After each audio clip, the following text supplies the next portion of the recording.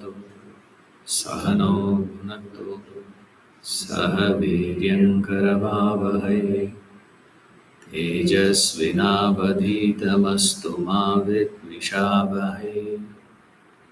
Om Shanti Shanti Shanti.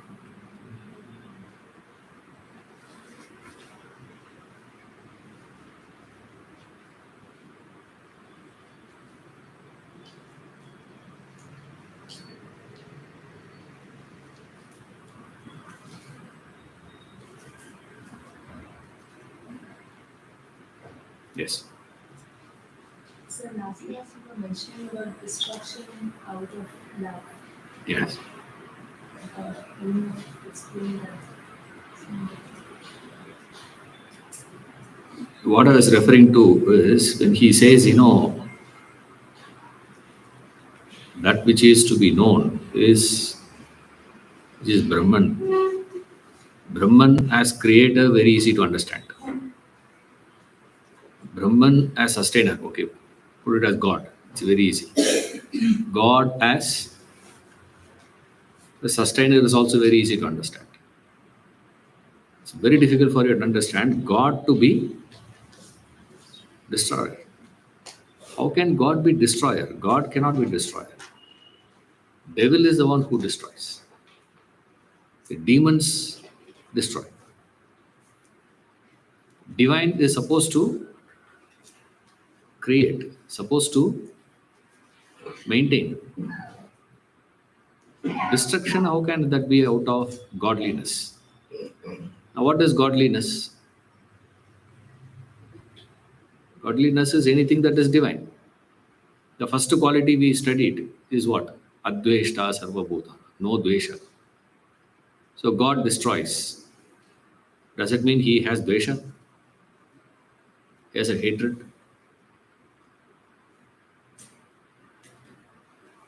Nrsimha comes and destroys Hiranyakashipu. Does he have a hatred towards him?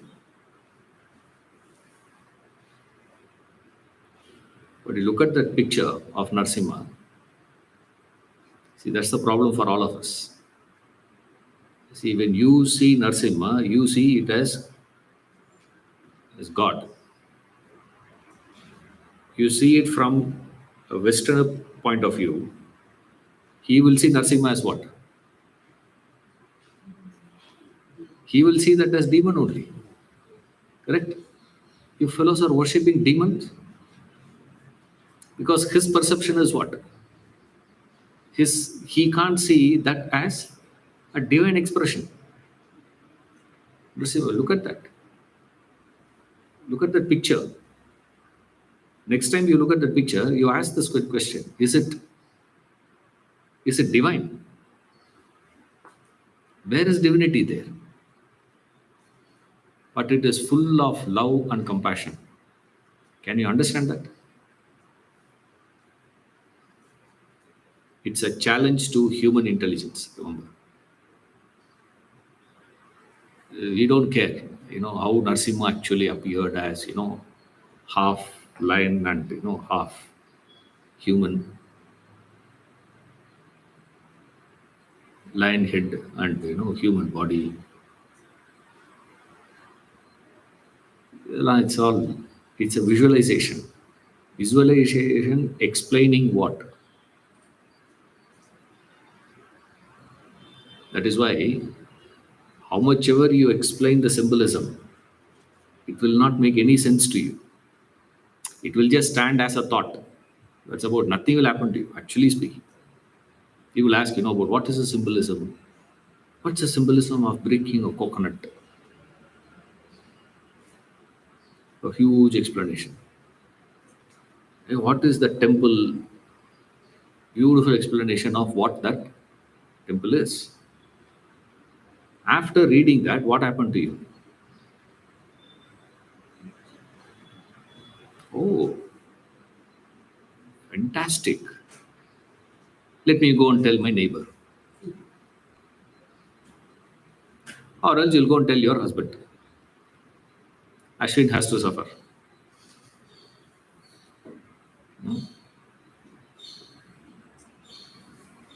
What is the problem?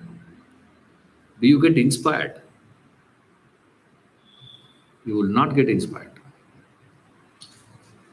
You can get inspiration only after you have established a relationship. After you have established a relationship with Lord Narasimha, then when you are explained what is the meaning of it, it will be inspiring. When you are not having a relationship with Lord Narasimha, he will appear to your eyes as demon. So interesting. Lord Shiva is known as Ashutoshi. Is one of the nicknames of this. Can be easily pleased. Ashutoshi means easy to please that fellow. Simply singing one song, that fellow will grant boons. That's how Ravana got. One song.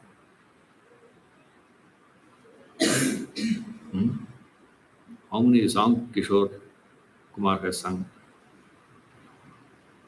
Yesudas has sung.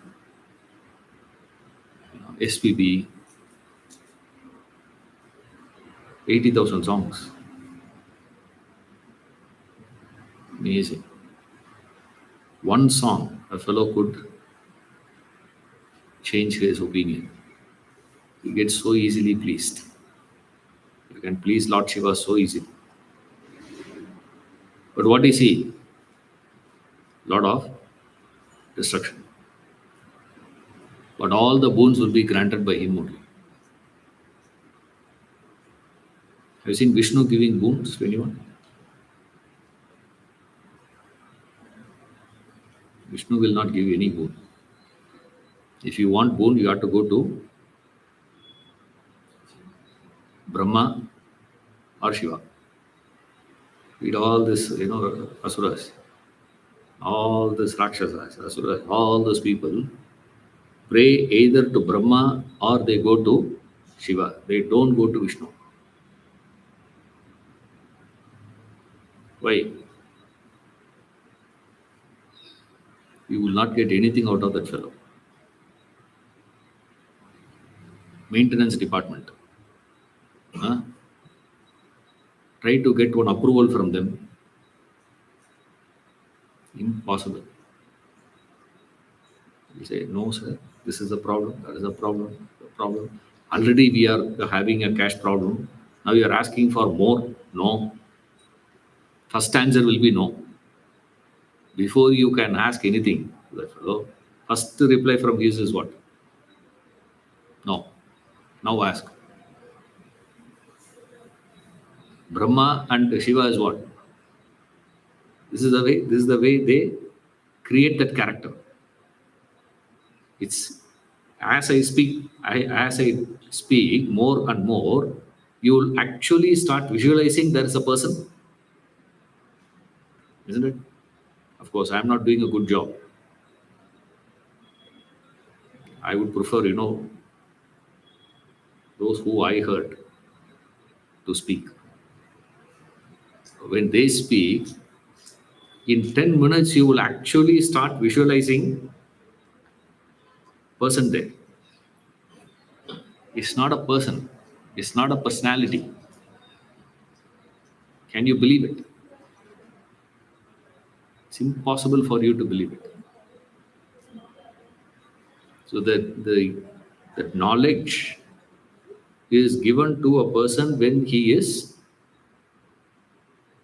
capable. When will you be capable?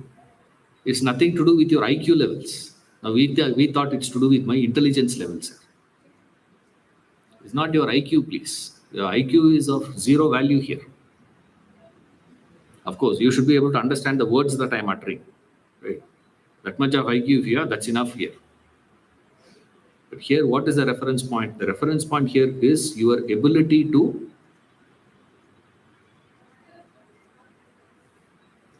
connect. You actually believe there is a person sitting. Nothing can be done. You see, it's an idea personified. So, what is happening around in the world? Uh, Only three things happen in the world constantly: creation, maintenance, destruction. And the moment I say creation, maintenance, and destruction, again you make a mistake of what? These three things happening at three different periods of time. It's almost impossible for you to understand all three happening same time.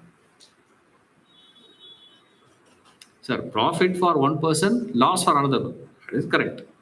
Profit happening at one period of time, loss happening at another period of time. That you can understand. Profit and loss happening simultaneously. Can you understand that? Same way, creation, maintenance, and destruction happening simultaneously. That's the beauty here. Because world is there. So whenever you use the word world, what are you referring to? Creation, maintenance, destruction happening same time. It's not three different things. It's the same thing.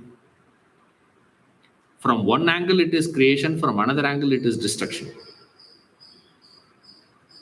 Your problem is you can see only one angle. You can never see both the angles. Isn't it? You see one angle, like at any period of time, you can see only the head or the tail of a coin. Correct? Can you see both at the same time?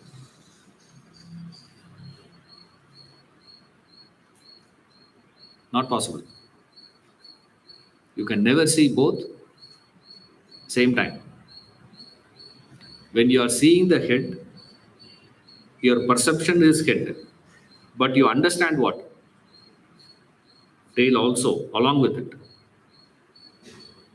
When you see the tail part, you infer the presence of head part, and you understand the coin as a valid coin. That's how you transact. Same thing, the subtler dimensions when you go, that's where these three things comes. In that, it's very easy to understand the first two part. God is the one who is creating the world, God is the one who is maintaining the world, but God is the one who is destroying the world. Can you understand? Assuming your understanding of God were to be God is full of love and compassion. So, love and compassion triggering destruction of the whole world. Shiva will not destroy unit by unit, piecemeal. It's wholesale. Shiva deals wholesale only. No retail business. And he will not even destroy world by world. One turn he looks and opens his eyes and sees means all three worlds burnt. That is Lord Shiva. That's the power of his. So destruction for him is not, oh, my life is destroyed. Did Lord Shiva did it?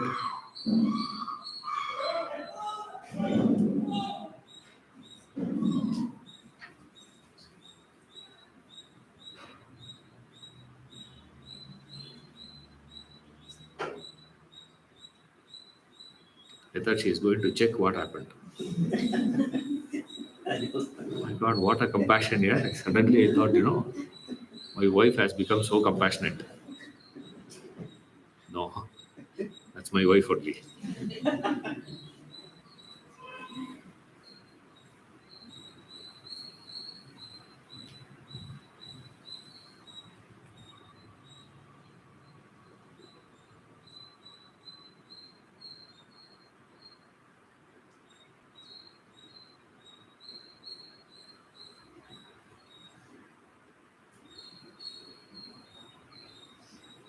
என்ன சொன்னாங்க?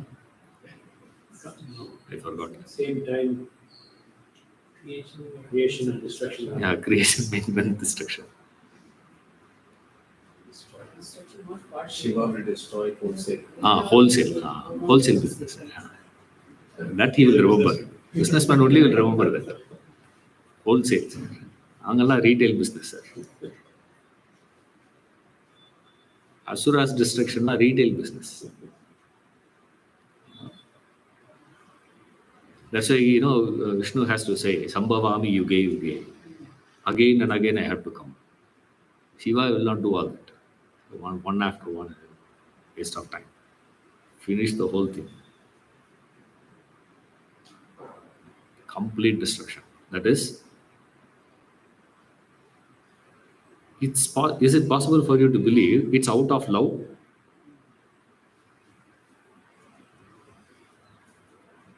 Out of compassion, will anyone destroy?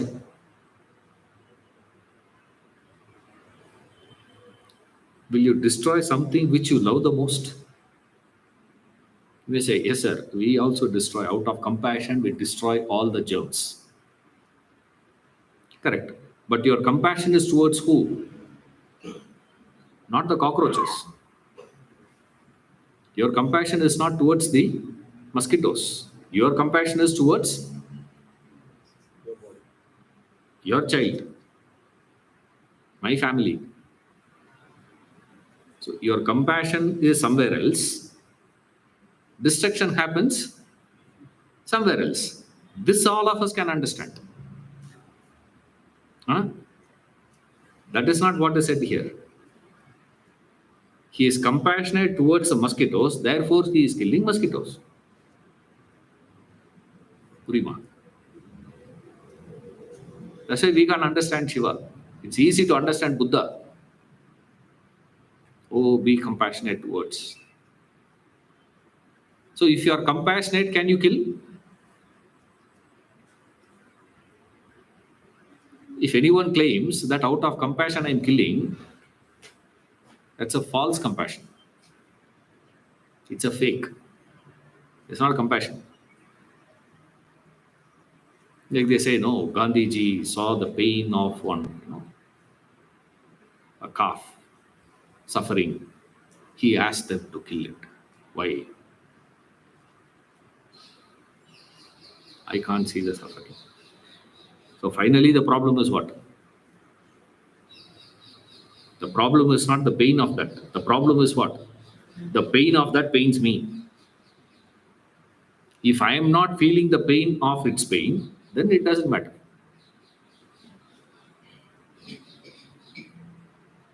Can you call that as compassion? That's not compassion. So if that is not compassion, then what is? That itself is a problem for us. Then comes, out of that compassion and love, I am going to be destroying. So complex. Out of compassion to do it. But that's what God is. That is why we say God is beyond your comprehension. You cannot comprehend. Do not try to comprehend God intellectually. So that's how we explain. What is Brahman? How do they explain it? Prima facie, when you look at it, it will look very simple. Yeah, God is a creator, maintainer, destroyer. Correct. And Zoology makes it even more simpler. I'll give one classic example. I take a stick and break it into two. You will say what? I destroyed one, but I created two. In that process, the stick is maintained. Morning dead, noon born. Noon dead, evening born. Evening dead, night born. In that continuous flow of birth and death, birth and death, birth and death, birth and death, day is maintained. 4 times you listen to that lecture, 5th time you will repeat with Swamiji. I've seen people, Some of them tell him also, Swamiji, you missed a year. Some of you may be thinking. Next point you will go to is the third one is seasons. Summer dead, monsoon born. Monsoon dead, winter born. Winter born, autumn. Dead. Then in that chain of birth and death of seasons, year is maintained. Wow, what a lecture. He speaks so well. You'll appreciate and walk out. When you probe a little, okay, all that is happening. The moment you go back with the idea of two, on one hand, we say God is full of compassion and love. On the other hand, you say God is the one who is destroying. How can destruction be possible out of compassion towards that? Towards something else, if you have love, destroying something else is possible. That is understandable. That all of us do. Out of compassion towards mosquito, do you kill mosquito?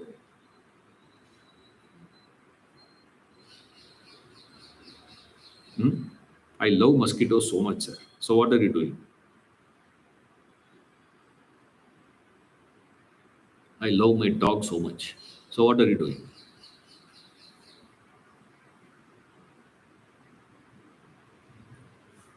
I am the representative of, what is it? PETA, no? So what is your job? Butcher. I love that job. Huh? Hey, how can these two things go together? Or if you do both, you must be a split personality then. Right? Can you understand? That's what I meant. Creation out of love, you can comprehend. Maintenance out of love also, you can comprehend. Destruction out of love, can you comprehend? You cannot. God is inclusive of all. One dimension of God you can never conceive of. That's the power of this knowledge. That's what I refer to. It's creation. Out of destroying is out of love. Is, if you think carefully,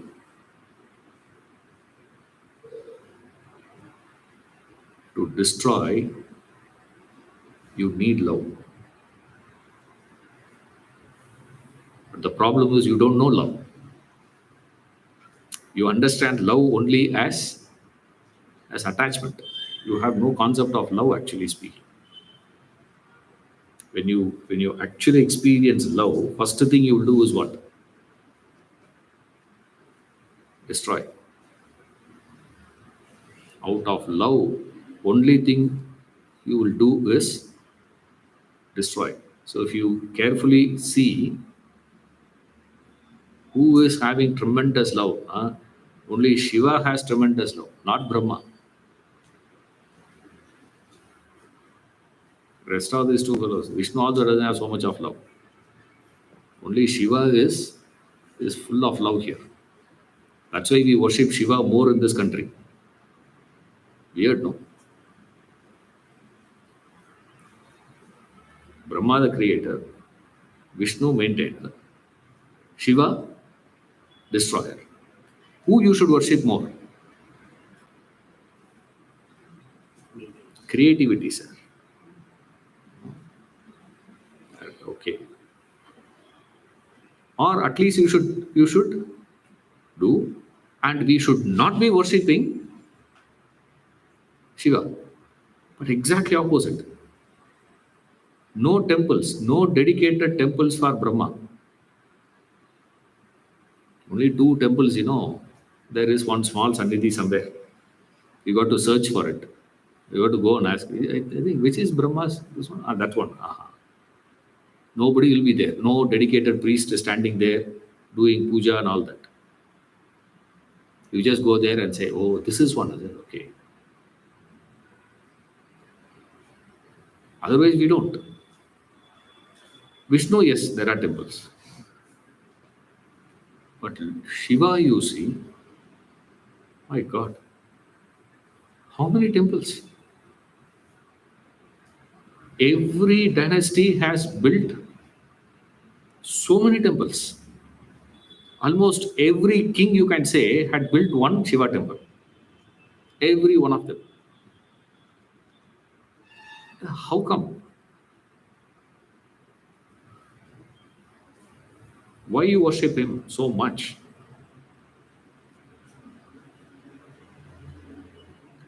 Destruction is the outer expression. What is behind the destruction is this. Destruction is what? World means what? The world is the means it is samsara. The one who is destroying the world means the one who is destroying the samsara. So all those people who are interested in liberation, there is someone who says, I will destroy man, you don't worry.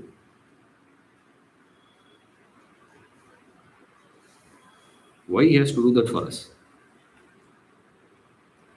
Hmm? And your understanding of the destruction is what? Again, your understanding of the destruction is what? Nuclear bomb. Anna? Whenever you say is Shiva is the one who destroys the whole world, what is your visualization? Hmm? Bomb, no. Destruction means what? Destruction means bomb. For you today. And immediately our fellows. In those days, Arjuna had this Brahmastra. And he fellows make movies also on that.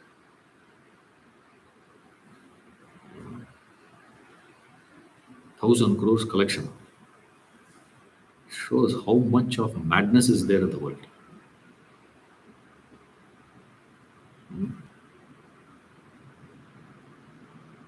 Weird that is.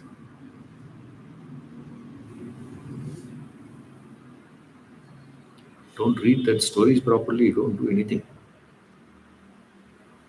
What is the destruction?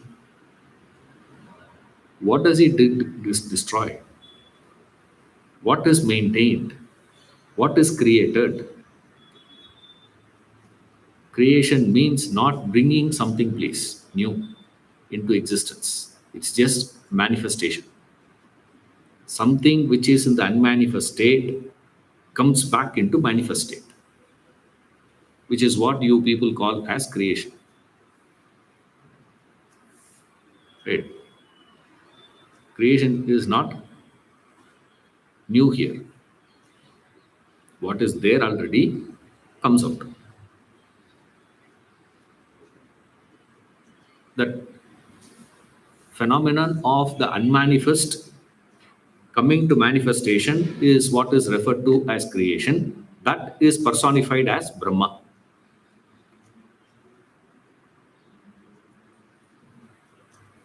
And in that creation, after that is manifested, that needs to be sustained. That stays for a period of time.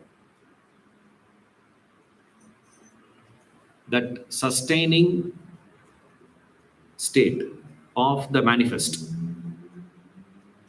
is known as Vishnu.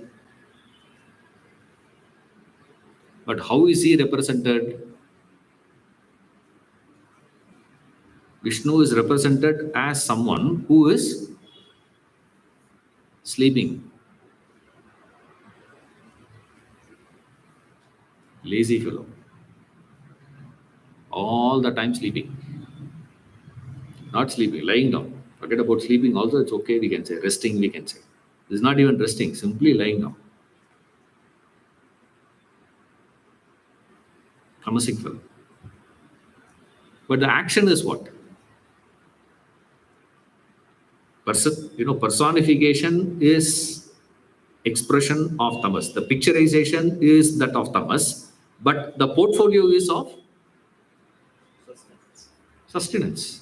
Needs what? A lot of effort, lot of activity. Right?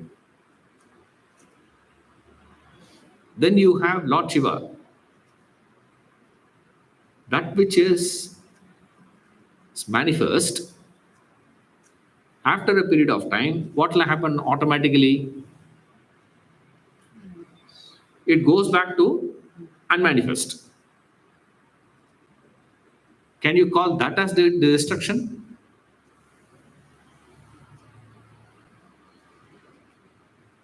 That's why they say no. That is not destruction. Then Lord Shiva does what?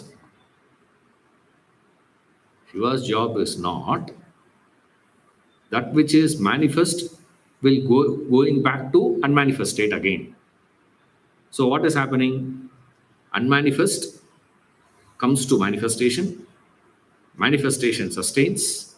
Then it goes back to unmanifest state. But unmanifest state also sustains, no? For a period of time. Correct? So which means sustenance is happening in the unmanifest to manifest, manifest to unmanifest. Right through the whole work is done by only these two fellows. That's what he says. Broken the stick into two. Maintained. Maintenance is happening right through.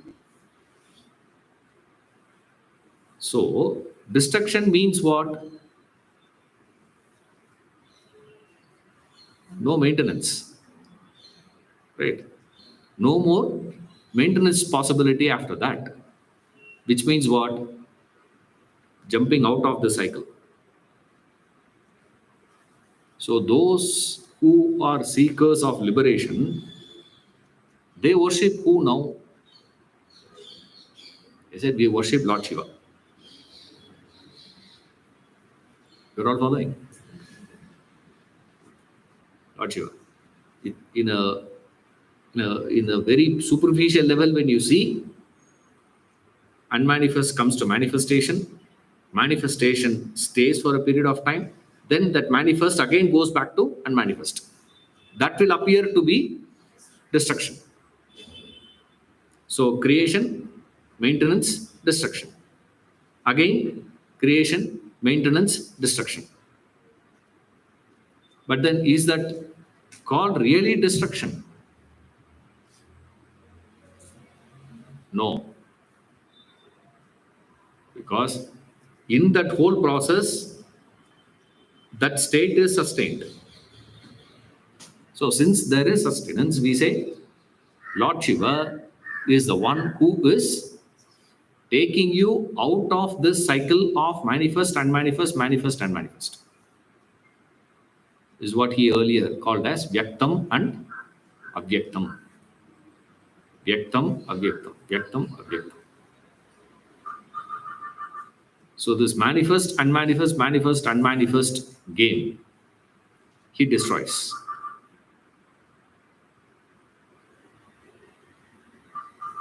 Who will destroy that? When such a destruction is possible? Only by the one who is compassionate, the one who has love and affection. He will destroy. The one who cares for your welfare. That's love. The one who cares for your welfare says, why get into the cycle of manifest and manifest, manifest and manifest, manifest and manifest? Jump out of the cycle. that destruction.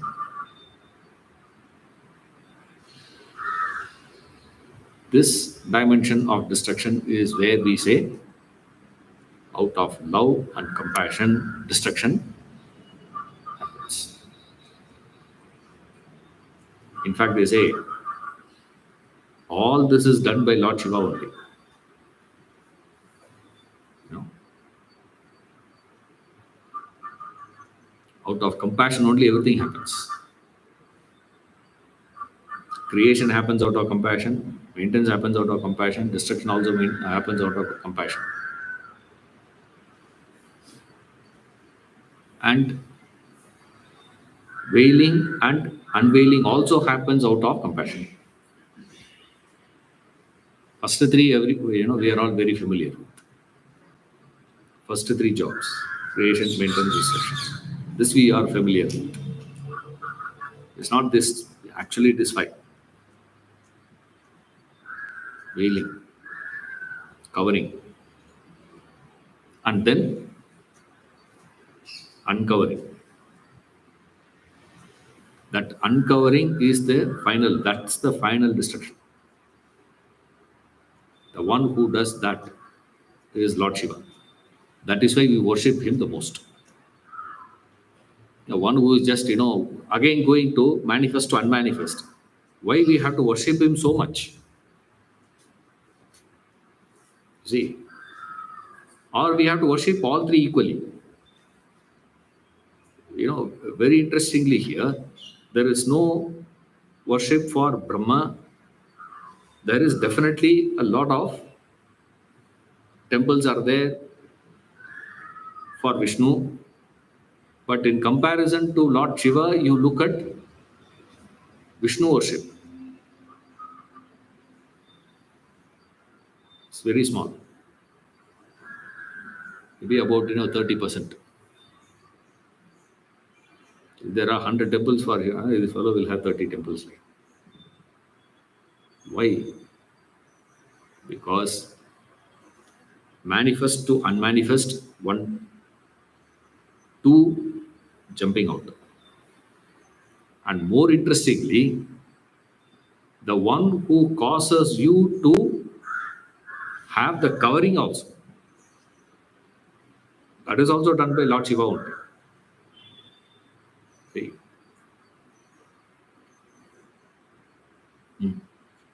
Veiling and veiling, I think. You said the five. Yeah. See. See. Did you create the world? You didn't create the world, no? Correct. So world was created. We ask the question, who created? I have not created. Then who created? Must be somebody. Okay, this is basic step. Very elementary thinking. Right. Next we ask, are you maintaining the world? No. Somebody must be maintaining. Right. Something cannot get created by itself.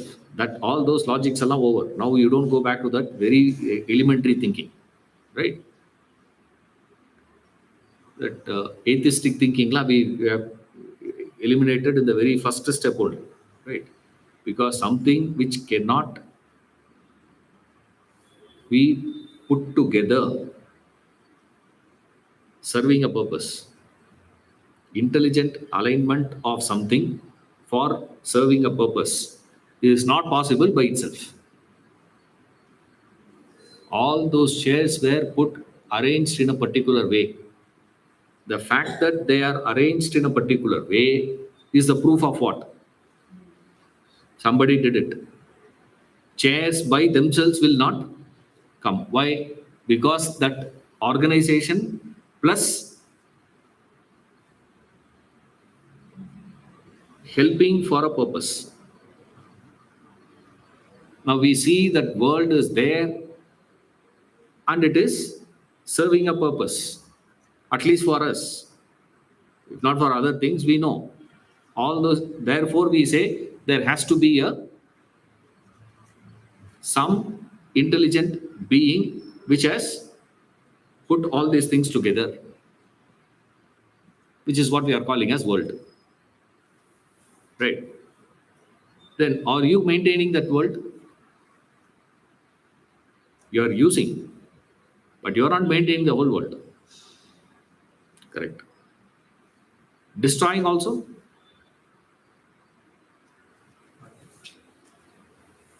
That way, partly you are also creating, no? Partly you are also creating, partly you are also maintaining, right? So some creation is done by you, some maintenance is done by you, some destruction is done by you. But beyond that, there are so many things has to happen for you to do any one of these things. So we are talking in totality. Now we say, I am an individual and I have so many desires. When I am having so many desires, and for me to experience those desires, I need the object of desire. Without that object of desire, my desires are not going to be experienced and satiated, fulfilled. What I have done is only what is within my capacity is only to desire.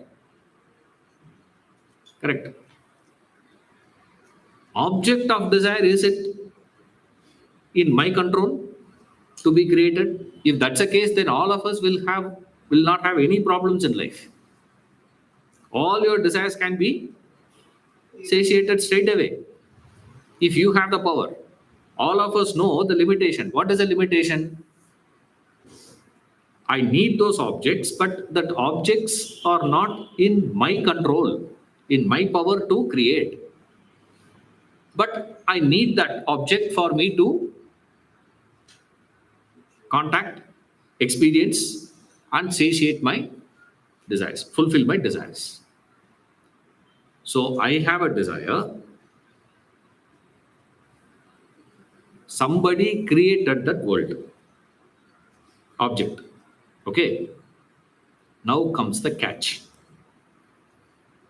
Huh?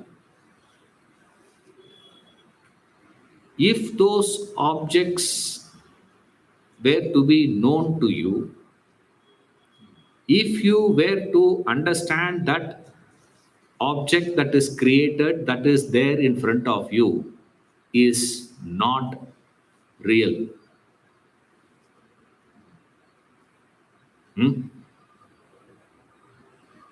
How will you contact that object?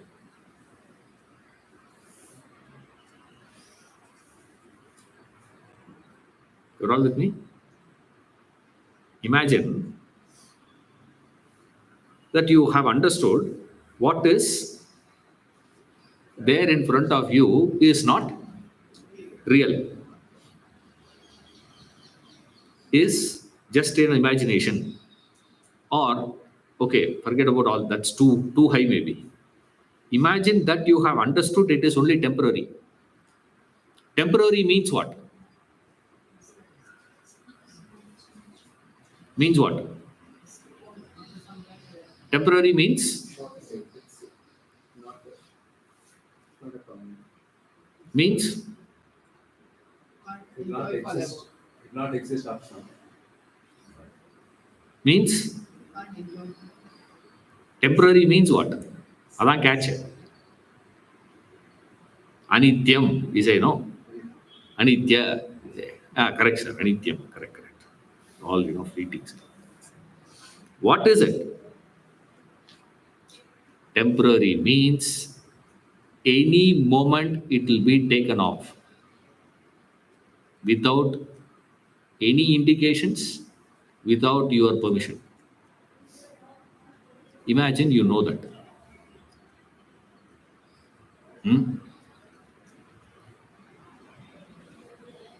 You have money in the bank, but the bank says what? Look here, you can withdraw, but without informing you, Suddenly, one day we will say zero balance. You can use the house, stay in that house, registered, sir. Allah irukku. All that is there, documents are there, this is there, everything is there. But suddenly one day, when you go to office and come back, They don't exist. bulldozer will come. It will not be there. That can happen any day. We don't care whether you are inside the house, you are outside the house. We will simply demolish. If you are inside the house, that's your mistake. Imagine this is called temporary. When we say it is temporary, we believe what? Sir, for a period of time it's there. But the catch is what? Any moment it will be snatched away from you without your permission. That's the meaning of temporary. Imagine you know this. Now, how will you contact that object of your desire and fulfill your desire? How will you contact?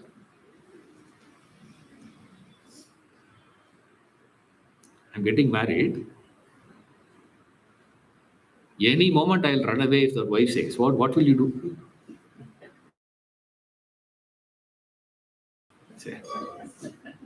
In India, husband is 20 feet, ahead. The lady is, catching up with him. He doesn't care, she also doesn't care. Keep walking. Why? Booked for 7 Janmas. No problems. There, the see is what? No, women are so fit in the West, sir. Why? If you are not fit, next moment, what that fellow will do? Already is waiting, right? You can't give a chance, So all the time they have to keep saying, holding hand and keep saying, I love you, I care for you, I'm there for you. I think last week, my mom came, from this. My daughter was asking her, has Tata ever told you I love you? That fellow passed away about 10 years back. Actually. Suddenly I saw my mom, blushing. That fellow is gone. He's blushing there. I said, has he ever told you? She says, we don't know. Not that, my father didn't know English. Huh? Hey, that much English he knew. But amazing to see. Imagine you are aware of the fleeting, temporary, impermanent nature of the world. Can you go? Not possible. Therefore, what is needed? The real nature of the world should be covered from your vision. For what he is doing it? So that you can contact that world and believing, convincing in the existence and reality and the permanency of the world. Only then you can contact, experience, enjoy, and satiate your desires. Compassion. What compassion that is? Wailing. Then what happens? Because of this conviction, you go, you keep going, you keep going, you keep going. But the nature will speak no by itself. One day, it will get its nature. That will not change. So what will happen to that object? Disappointment, disappointment, disappointment, disappointment, frustration, frustration, frustration. Your whole life you get so frustrated. When the jiva gets totally frustrated, that time what he does? He comes the way, removes the veil. Again what? Compassion. Who does that now? Lord Shiva does that. So what is the job of Lord Shiva? 5 things. What he does? He creates the world because you are not created. He created God. Okay, you can take it as God. What he is doing, he is not just doing only one job. He is doing all. So he is creating it, and that needs to be maintained so that you can contact. Then it needs to be changed. It keeps changing, changes, changes, changes, changes. The change is what you call as destruction. That's what he says. A day changes, things changes, this changes. That change is what you call as destruction. The one has become two now. It has changed its number. It was one, now it is two. Then it can become three. Then it can become four. Then it become five. Then it becomes six. You can keep going. Right. Suddenly you can stick all those things together and make it as one again. Right. The one can become multiple, the multiple can become one.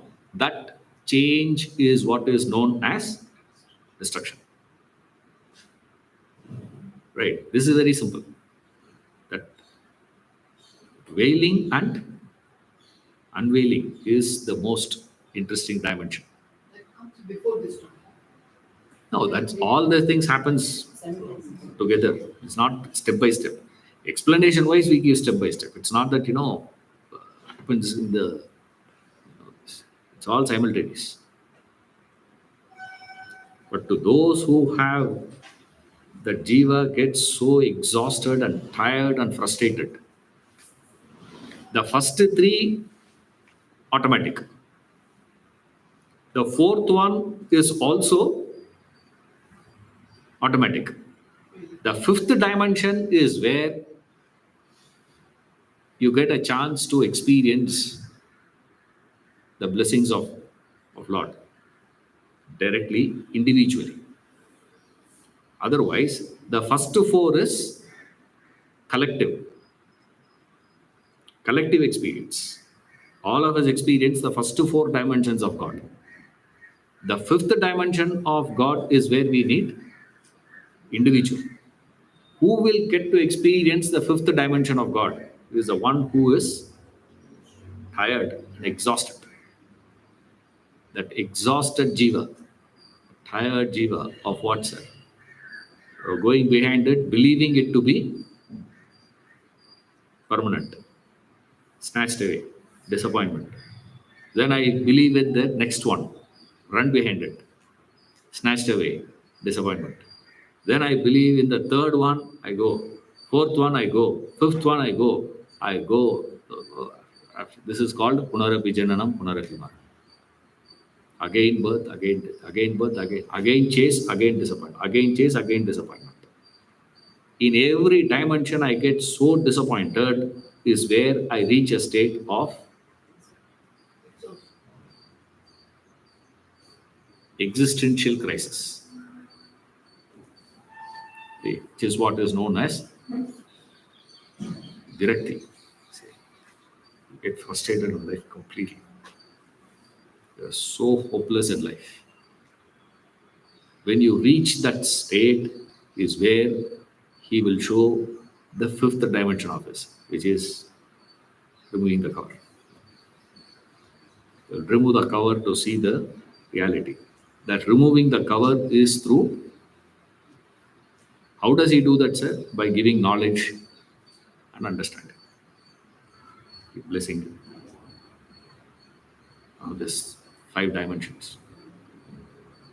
Most popular is the 3.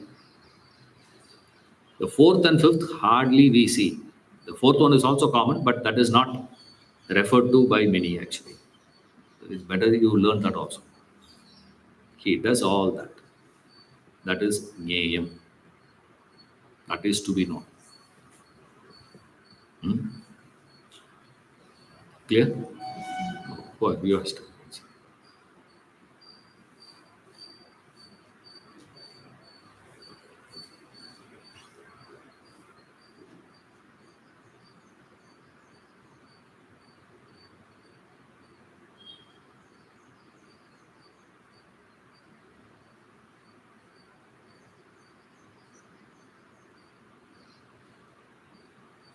Verse 18.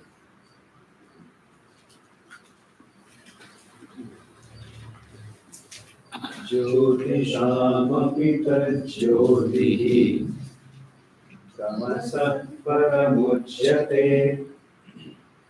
ज्ञानं ज्ञेयं ज्ञानगम्यं हृदि सर्वस्य विष्ठितम्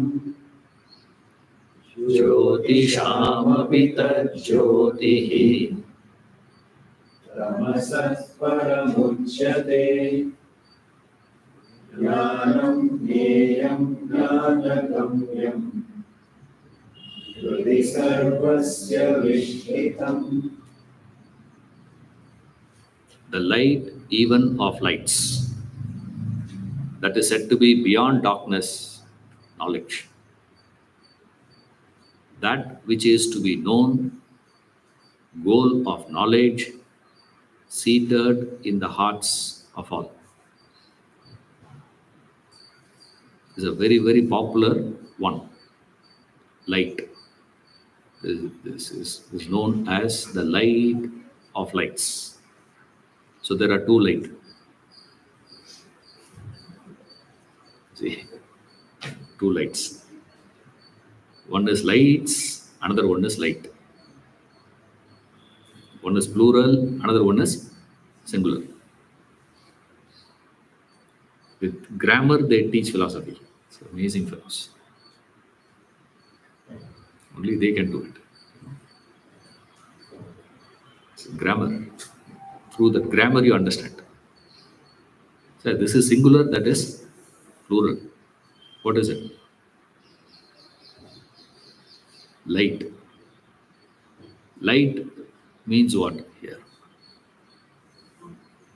You see. For you to see something, you need light, correct? If there is no light,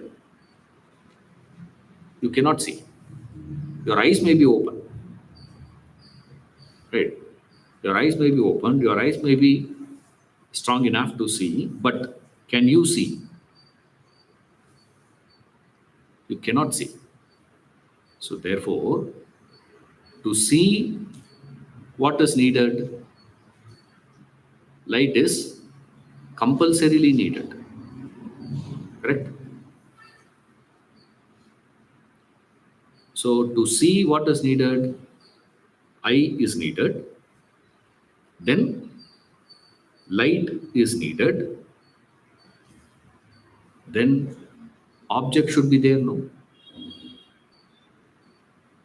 Is it not? If the object is not there, can you see? You can imagine, but that's not seeing. So, seeing means what? For seeing to happen, you need eyes, you need light, and you need object. All three put together. So that's the lights he is talking about. So seen means understood. I saw. Whenever a person says, I have seen, I saw this, I am seeing. So seen is equal to presence of an object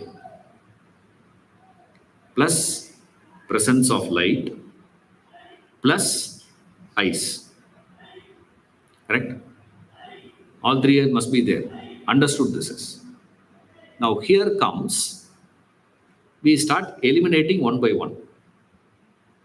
Right? We'll say, is an object compulsory for seeing?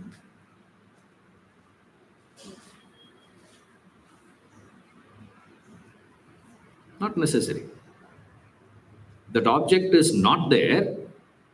If light is there, you can still see. Now, what you will see now? You will see the absence of that object, is it not? I ask you, just go out and see, is there elephant outside? You'll go. Come back and say what? It's not there. I ask, how do you know? It's not there, sir. How do you know? I saw. How do you know the absence?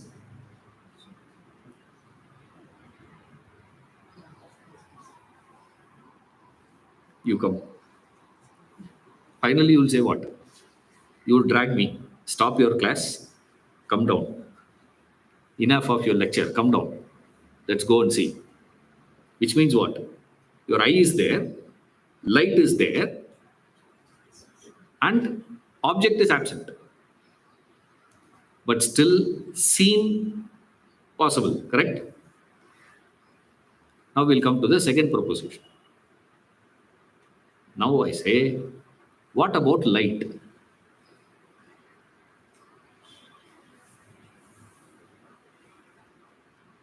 What about light?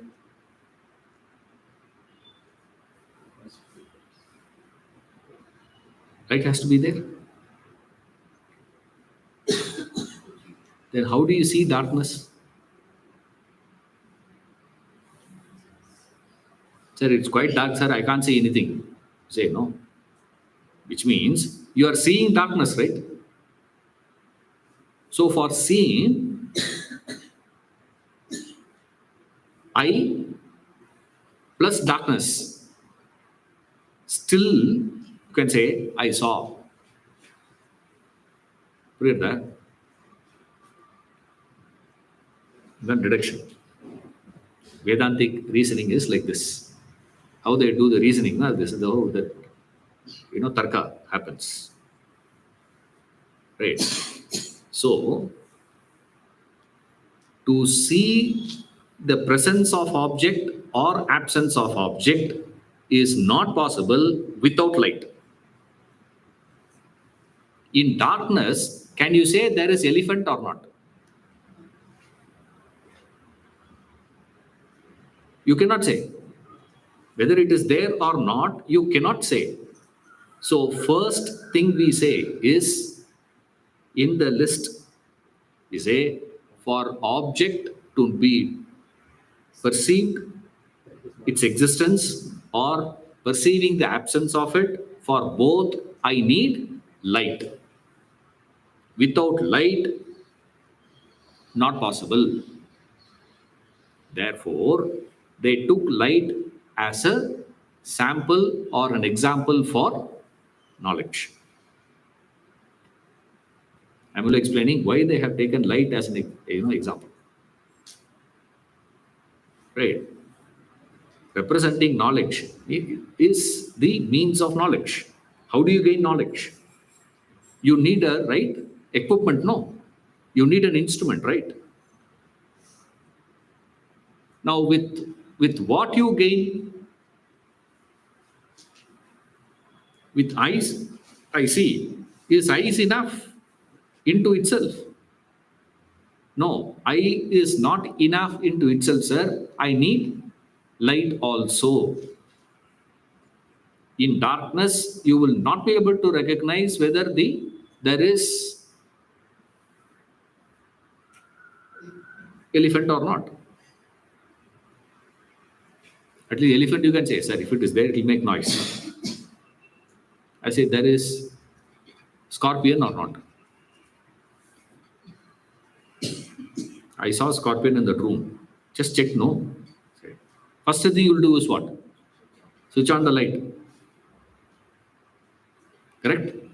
Which means to see what is necessary, to see the presence of scorpion or the absence of scorpion also. For you to conclusively come out and tell me, sir, there is no scorpion, the room is clean. I checked. What is needed? Light is needed. Correct. Then you come to this light of lights. So for objects' presence or absence, light is needed. Okay. Eye is needed to register the light or darkness. So the light of light is what? Eyes. Rida? For objects, presence or absence, light. For the presence or absence of light, what is needed? Eye is needed. How that eye is functioning, sir? Because of the mind. Correct? That's why many times the image is coming and hitting the retina, but perception doesn't get registered. Why? Mind is absent. Yeah. What happens to you in the class, no? I am talking. Obviously, when I'm making noise, that sound will come and hit your eardrums. The eardrums will automatically vibrate. The vibration will be carried by the nerves and it will hit the brain, and then nothing happens.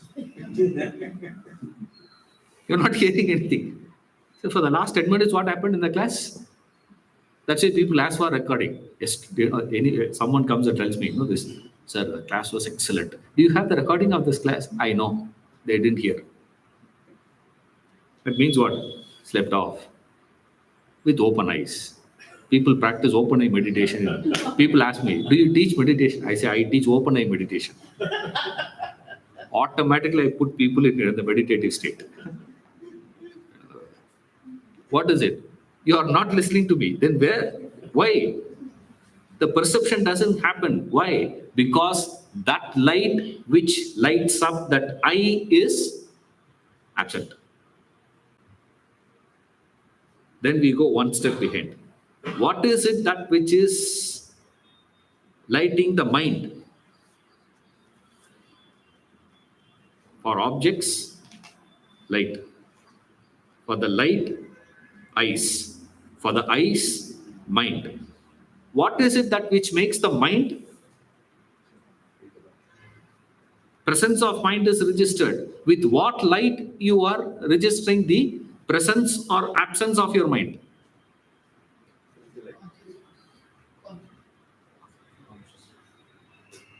Then we ask the same question. One step back we'll go. One step back we'll go. One step. Suddenly you will find you are in that infinite regressive state. How did that one? How that one? How that one? How that one? How that one? This is what Ramana made a very simple statement. He says, go and find the source of thought and come back. So many people went back. Nobody returned. Right. So his advice was only this. He says, what is this inquiry? Inquiry is what? Go to the source of thought. What is the source? Back. You keep going. Suddenly you will hit that one point. There has to be one light, which is lighting up everything else. Because of that, all that knowledge is possible. Jyotisham api tad jyoti. Jyotisham says, of lights. Of all the lights. What are all the lights? Light, eyes, mind, intellect, chit, conditioned consciousness, and pure consciousness. So there's nothing beyond pure consciousness. So what becomes this Jyotisham api tad jyotihi? The pure consciousness is the light of all lights. Shrotrasya Shrotram Manaso Mano Yat Vacho Havacham, all that he says, no? That's what he's saying. It's the same idea.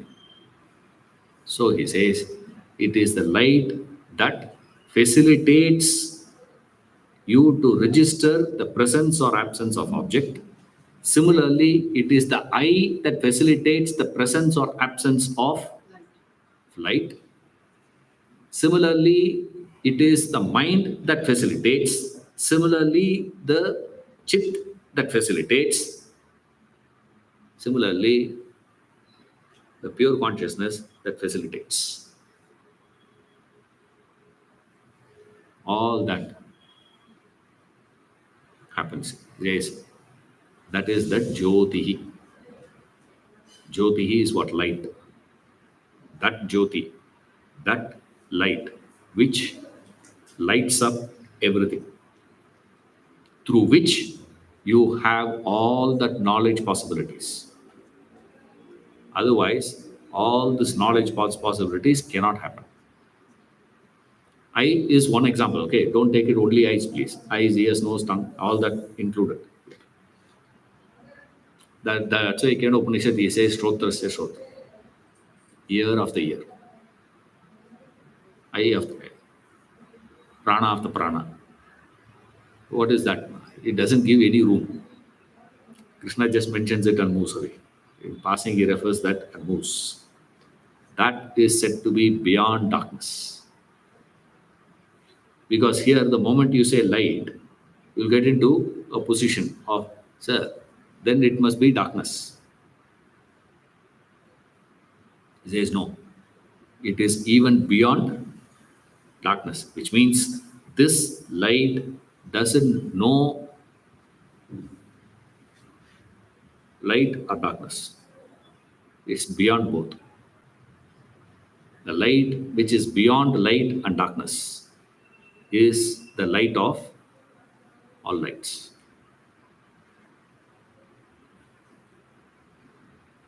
That is to be known. Goal of knowledge seated in the hearts of all. We'll see that next class.